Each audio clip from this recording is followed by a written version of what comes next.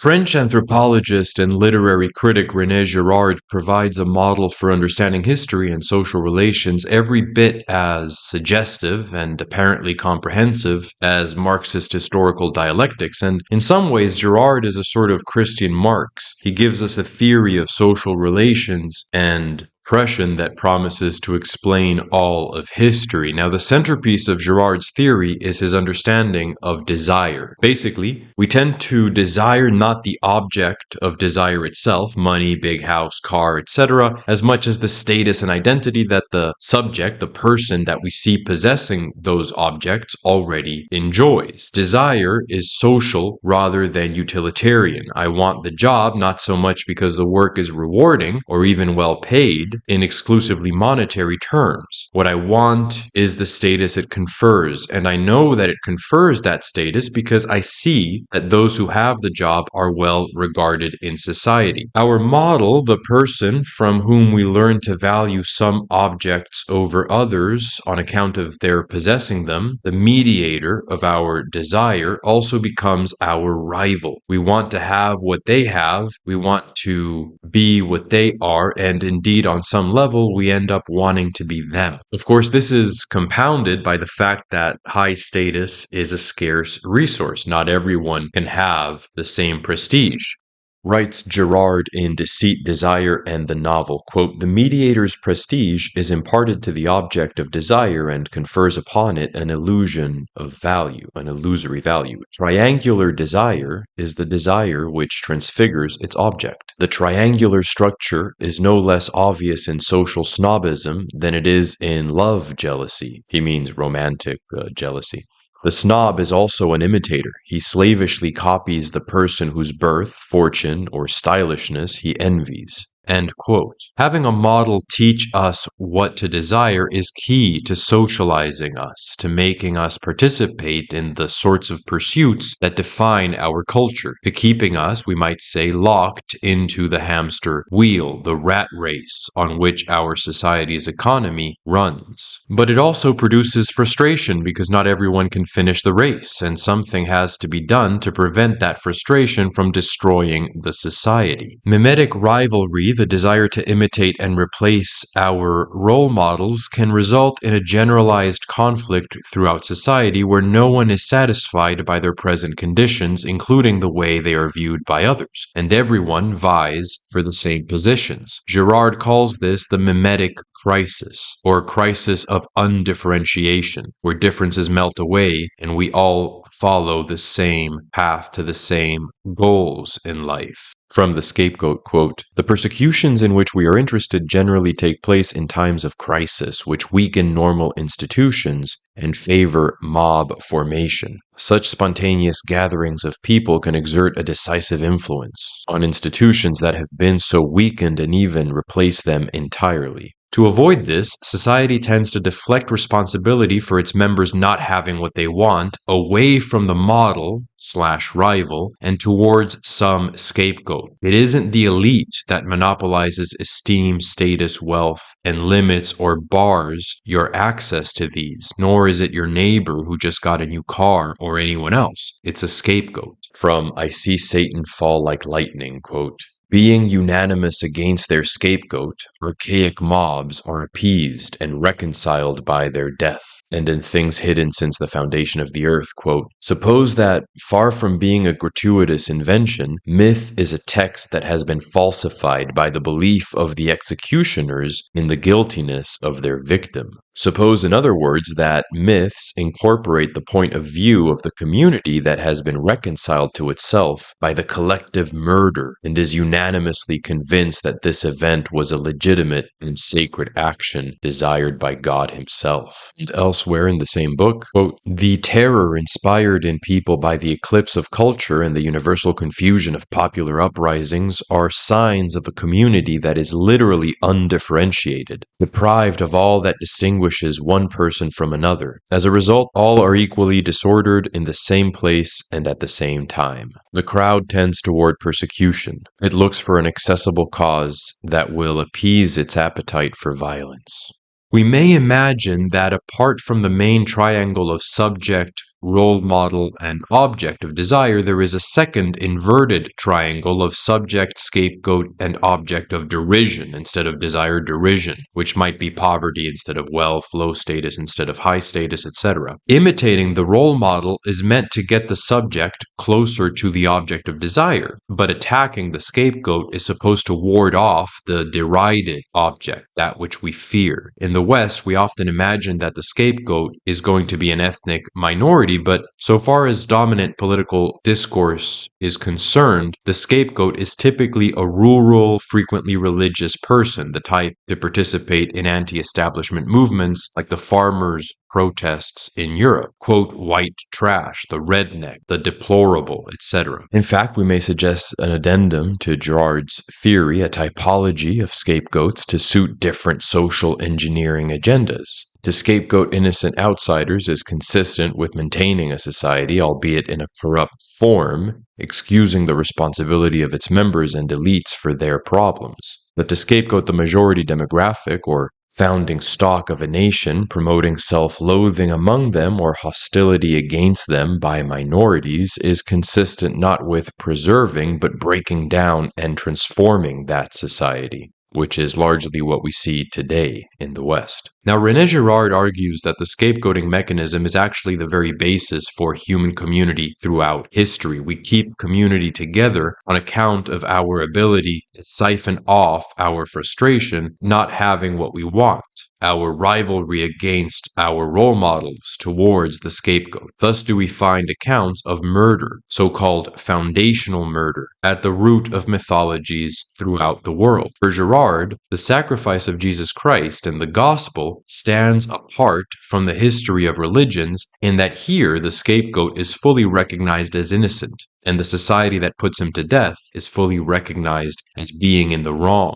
Now, Girard believes these cultures experienced a sense of guilt for the foundational murder of the scapegoat, and that they tried to absolve themselves by imagining that their victim was somehow resurrected after its death. The theme of resurrection, the dying and resurrecting God across mythologies, is a psychological trick to suppress collective guilt at having killed the scapegoat who, deep down, they knew was innocent. In The Scapegoat, he talks about, quote, ways of reducing the guilt without attributing it to a violent community, and above all, without revealing the mechanism of the scapegoat, which can never be revealed, end quote. Now, after experiencing catharsis following a collective murder, the community remembers and repeats the operation regularly as a kind of ritual, say the burning of the effigy of a king at carnival, for example. Girard would say that this is a repetition of an ancient murder. In fact, all ancient religion, he believes, comes down to remembering the murder of a scapegoat and reenacting it ritually. He's actually terribly reductive here. From I See Satan Fall Like Lightning, quote, the people of the world do not invent their gods, they deify their victims. And the specific character of myths is to hide their own violence. The myths are not aware of their own violence, which they project upon the higher transcendent level by demonizing and then deifying their victims. The scapegoat is thereby deified. Together with the theme of resurrection, it is elevated as a kind of culture hero whose sacrifice, however unwilling, did genuinely allow the society to keep its cohesion by siphoning off frustration and sublimating the subject-model rivalry that threatened to cause a community to come apart. Strangely, however, and this is where my criticism of Girard enters in, the anthropologist maintains that the gospel narrative contrasts with all pagan myths. Now, I believe in the gospel, but it certainly does not stand apart in any of these regards. Jesus also resurrects and is also elevated to the status of culture hero, indeed of universal savior. Girard begins with the premise that the gospel is true, whereas the other older myths are untrue and consist of a false memory, an inverted story of a scapegoat that resurrected, in order for the murderers and their descendants to feel less guilt. But if one does not begin by sharing this presupposition, nothing in Girard's work would objectively convince you of it. In fact, the logic of the scapegoat that Girard criticizes, the need to put someone to death to direct our aggression against them in order to experience a catharsis and stabilize the psyche as well as our social relations, occurs in a certain sense in Christian doctrine as well. It's the doctrine of vicarious salvation, or penal substitution, whereby our sin had to be paid through the death and indeed the conscious suffering of an innocent,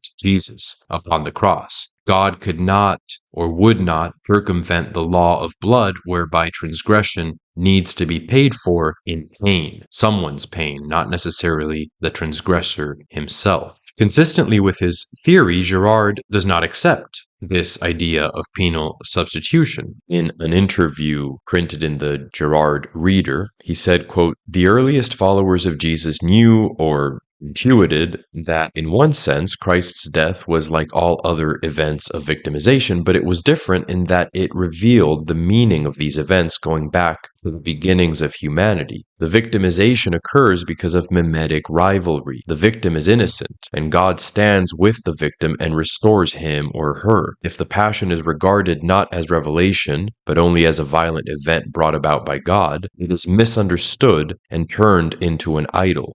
So that's a great summary of Girard's reading of the gospel narrative. Jesus' death shows how human societies use violence and scapegoating to maintain order. The cross, therefore, reveals the truth about human violence and offers the possibility of overcoming it. With Girard, a Christian can reject the doctrine of penal substitution and view the cross as an act of spiritual pedagogy, education, an example of what's wrong with society, an example of facing death and false accusation without losing faith in transcendent goodness, and with a spirit of forgiveness even towards those that torment us. But if a Christian can reject penal substitution as a case of the old scapegoating mentality infiltrating the gospel story, which I would agree with, he should, by the same token, see that the old myths also point towards deeper spiritual lessons. This is not the case of every mythical account of murder, but it is the case, I would argue,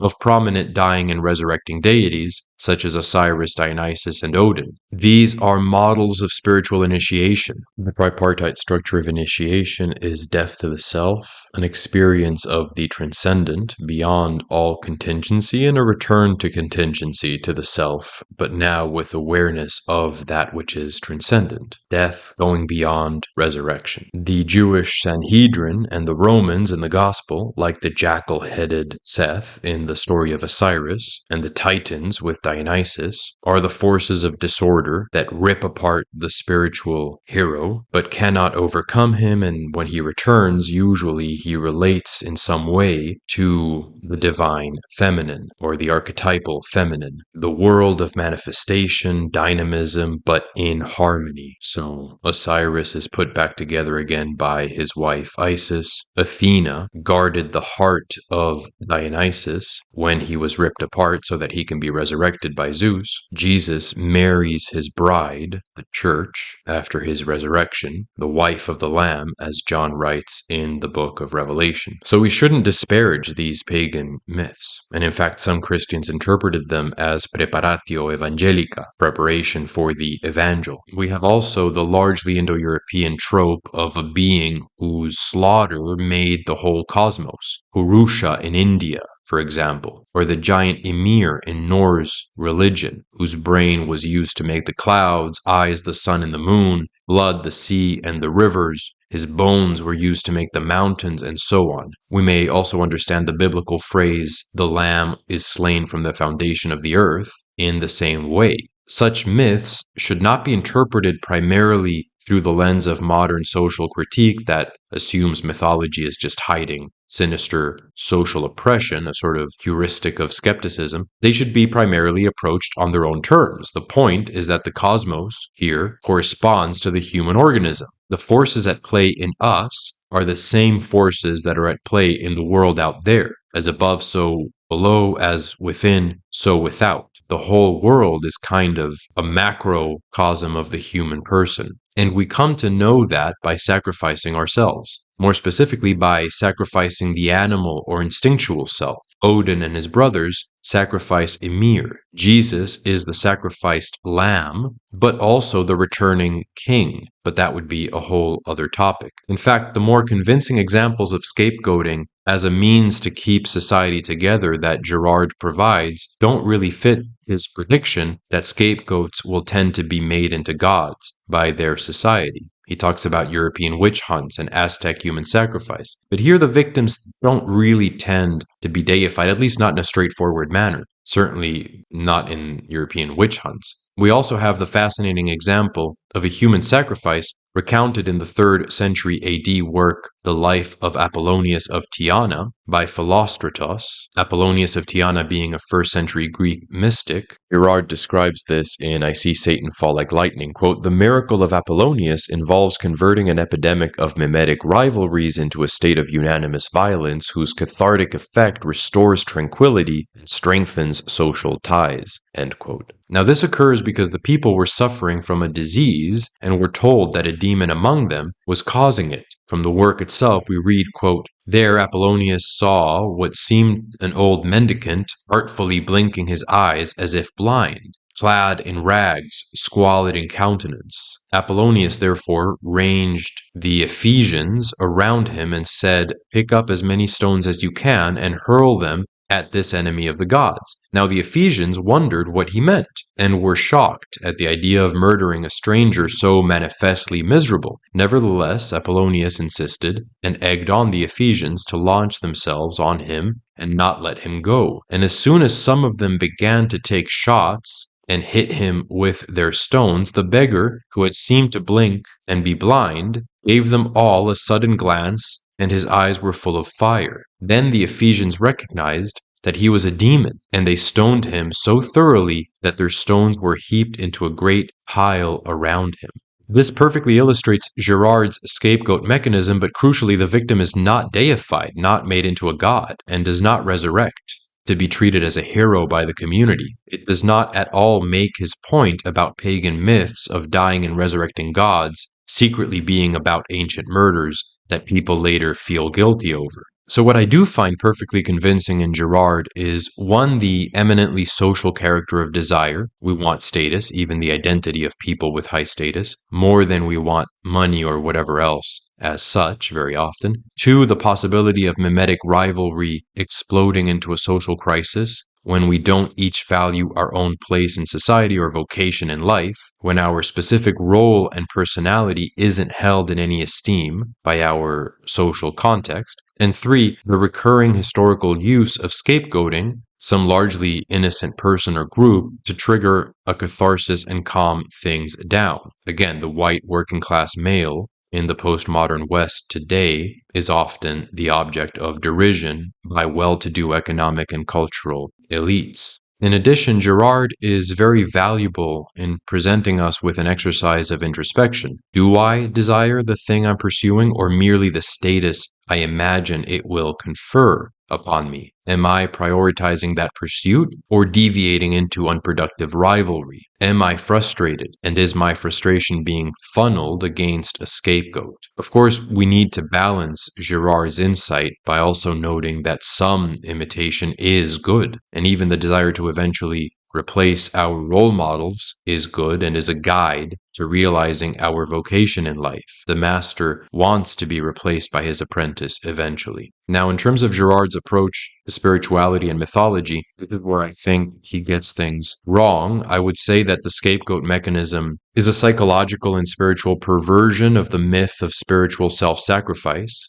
It affected pagan culture as well as Christianity and the doctrine of penal substitution, but it doesn't represent an absolute distinction between pagan myth and Christian narrative. I think we should adopt a pro-pagan Christian perennialist position here. There's a historian, by the way, called Daryl Cooper, who runs a podcast called Martyr Made that was on the Tucker Carlson show not long ago, who brought up Girard and drew this stark comparison between pagan myths of resurrection and the gospel, which was the main point I disagreed with Cooper on there.